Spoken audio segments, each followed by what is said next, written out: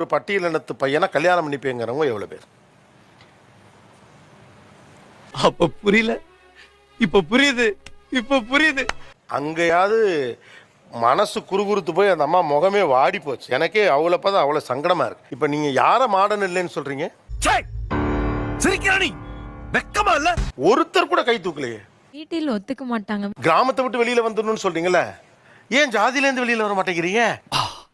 இது ஒரு நல்ல கேள்வி. குறைஞ்சபட்சம் இந்த பக்கம் ஒரு எத்தனிப்பு இருந்தது, ஒரு தவிப்பு இருந்தது, ஒரு குற்ற உணர்வு இருந்தது.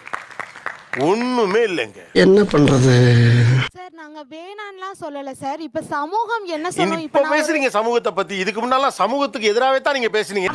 அதேதான் என்ன சொன்னீங்க? சமூகம் தானே கேட்டுச்சு குழந்தை பெத்துக்கிறத பத்தி. ஆமா சார். அது தப்புன்னு சொன்னீங்கல்ல. இப்ப ஏன் அந்த சமூகத்தை பத்தி கவலைப்படுறீங்க நீங்க? என்னப்பா செய்யறது? விதி விளையாடுச்சப்பா. நாய நீ விளையாண்டு போட்டு விதி மேலேண்டா பழி போடுற. ஊர்ல இருக்கவங்களுக்கு பழைய ஆளு, அவனுக்கெல்லாம் மாடர்னிட்டி இல்ல, அவங்களாம் ரொம்ப பிற்போக்குவாதிகள்னு சொன்னீங்கல்ல.